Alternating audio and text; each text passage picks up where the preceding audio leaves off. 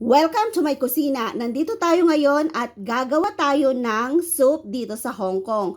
So, ang pangunahing ingredients natin ay yung tinatawag nilang snow fungus. Ito po yung white snow fungus na klase ng mushroom. Tapos, mayroon po tayong karni ng baboy. Ito po yung buto-buto. Yan.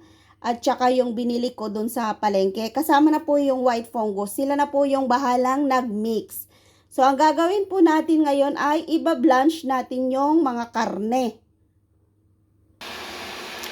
Magpapakulo ako ngayon ng tubig. Dito ko iba-blanch yung karne ng baboy. Yan, lakasan natin yung apoy kasi kailangan talagang kumulo yung tubig bago natin ilagay yung karne ng baboy. Para maalis po yung blood. Ayaw nila kasi yung may lumulutang-lutang na blood pag niluto mo.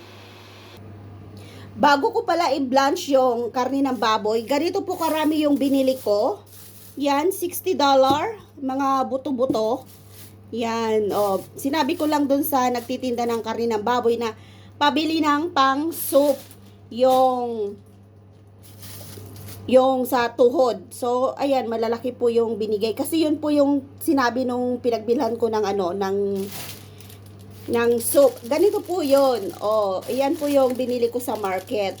Sabi ko, putang ungkoy, magbo-boil daw ako ng soup. So, ganito po yung binigay nila sa akin. Tapos, sinabi nilang, dagdagan ko ng karne ng baboy. Depende na sa'yo kung buto-buto or laman lang yung ilalagay mo. Pwedeng-pwede po yun. So, eto po yung ating iba-blanch.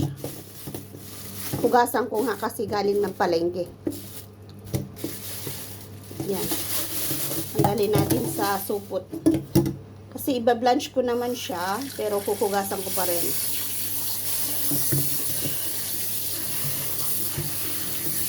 Habang pinapakulo natin yung tubig doon.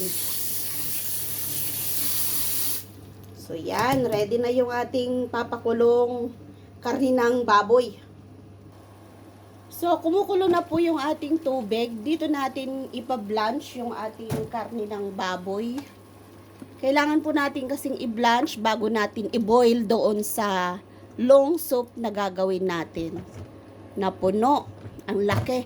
$60 lang yan kasi suki ko na yung nagtitinda doon na matanda. Pwedeng pang pang nilaga.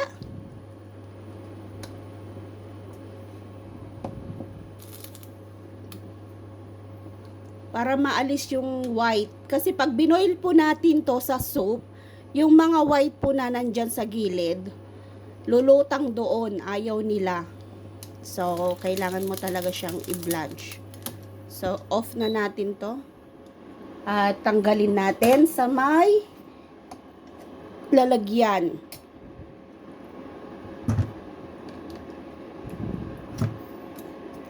Ang laki ng mga nabili kong karne. Isusunod naman natin ngayon yung ibabad natin siya sa tubig kasi magpapakulo ako ng tubig na gagawin ko na po doon sa long soup natin. So, madali lang po yung lumambot. Ayan mamaya malaki na yan. Lalaki po yan. Parang bulaklak.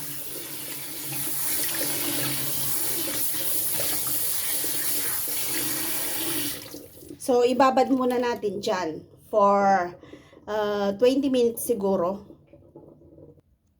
Magbabad din tayo ng dry skin. Yung balat ng tangerine. So, ganito po yung sinasabi nilang dry skin. So, yan. Lulubog natin dyan. Mamaya, tanggalin natin yung nasa loob niya, yung kulay brown. Kasi, mapait po yan pag niluto natin. So, dyan muna yan. Babad natin. So, etong natirang ingredients na to, huhugasan lang natin konti. Yan, mamaya pag ilalagay na natin to, hugasan lang natin. And then, ready to boil. So, mag-boil na po na tayo ng tubig. So, mag-boil na po tayo ng pagpapakuluan natin ng long soup. Kailangan 3/4 po ito. Yan, magdagdag pa tayo.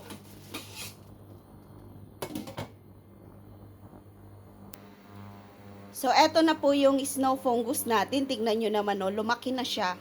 Malaking malaki na. So, ayan naman yung mga ibang ingredients natin. Ayan yung karne na blanch natin. So, hintayin po natin kumulo yung tubig at ilalagay na natin lahat yung ating ingredients and then pakukulaan natin ng 1.5 hour. So, lumaki na po yung white fungus natin. Tanggalin po natin to, oh. Yan.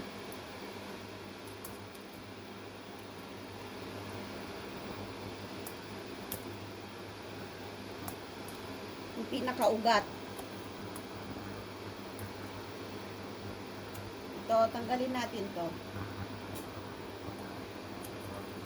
Hindi natin isasama yan sa pagluto.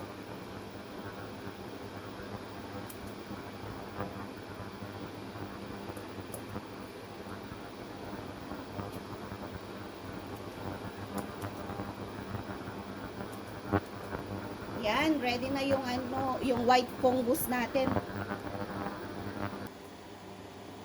So, ayan po, oh, natanggalan na natin lahat nung kanyang pinakaugat. Yan, oh, wala na. So, hintayin natin yung ating tubig na pinapakulo at ilalagay na natin lahat.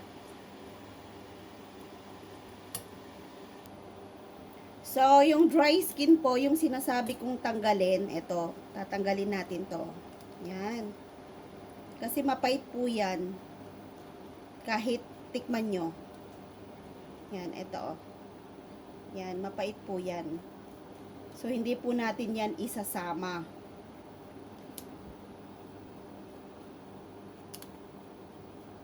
Kailangan nating ibabad para madaling tanggalin. Ang bango po nito, kahit ihalo nyo dun sa congee, masarap. Ayan o, daming natatanggal. Ayun. So, babad muna natin.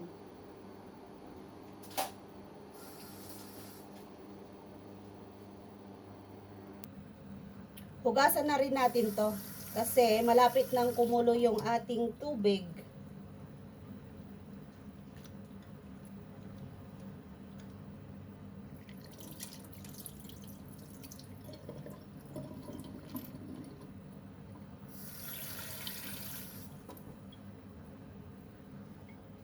Pwede na. So, eto na po. Kumukulo na yung ating lalagyan. Ilalagay na natin lahat yung ating mga ingredients. So, eto na po yung ating mga ingredients. At uunahin natin ilagay yung kanyang karne. Lagay natin yung karne. Tingnan nyo, kung na-blanch natin siya, walang lumulutang-lutang na mga kulay puti at saka mga dugo. And then, isunod natin yung dry skin. Yan. And then, isunod natin yung mga herbs.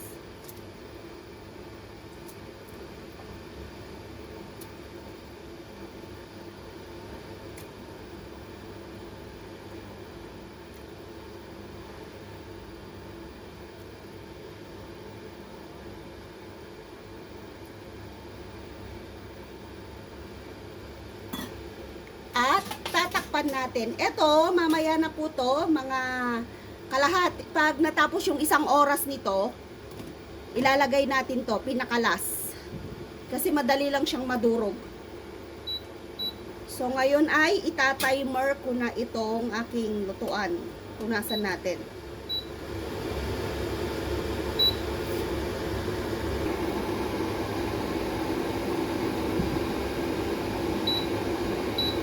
So, i-timer ko siya ng ba't ayaw. Ayan. Ito yung timer niya. So, 1. Ayan, nakikita nyo. 40, 50. Ayan, 1.5 hour. So, balikan ulit natin mamaya. So, after 1 hour, babalikan natin yung ginawa nating soup kasi ilalagay natin yung white fungus na binabad natin. So, eto na po yung naging timer natin. Almost 40 minutes na po yung pagkulo ng ating soup. So, ganyan lang po siya. Low fire na po siya.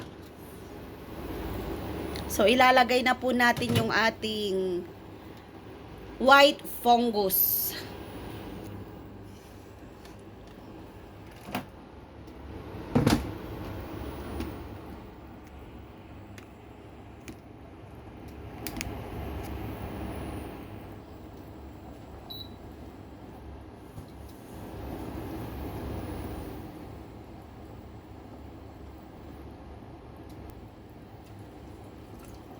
So, lagay natin lahat to. At pakuluan ulit natin. Yan, nawala na yung ano niya, yung kulo niya.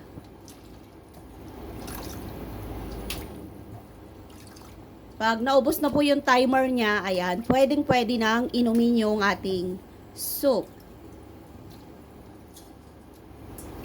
Yan, kaya lagi nating hinuhugasan kasi may mga buhangin. So, takpan na naman natin ulit. Hanggang maluto na po ito. Yan.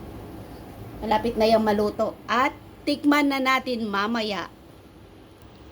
So, balikan ulit natin kasi 2 minutes na lang po yung ating timer. At tingnan natin. Ayan, konti na lang po yung kanyang sabaw. So, hintayin na lang nating mag 1 minute. Ayan, nag 1 minute na siya. So, hintayin pa natin. At tikman na natin yung ating soup. Ayan, tapos na. So, tikman natin yung ating soup ngayon na ginawa. Yan, kung gusto nyo pong kumuha ng ganito, yung white snow, pwedeng-pwede. Malambot yan sa bunganga. So, eto na po yung ating soup for today. At eto na po yung ating finished product ng ating snow fungus. Thank you for watching my YouTube channel. Please subscribe, Lynn Jigo Vlogs. And don't forget to ring the bell for more videos. Maraming salamat po sa inyong lahat. Bye!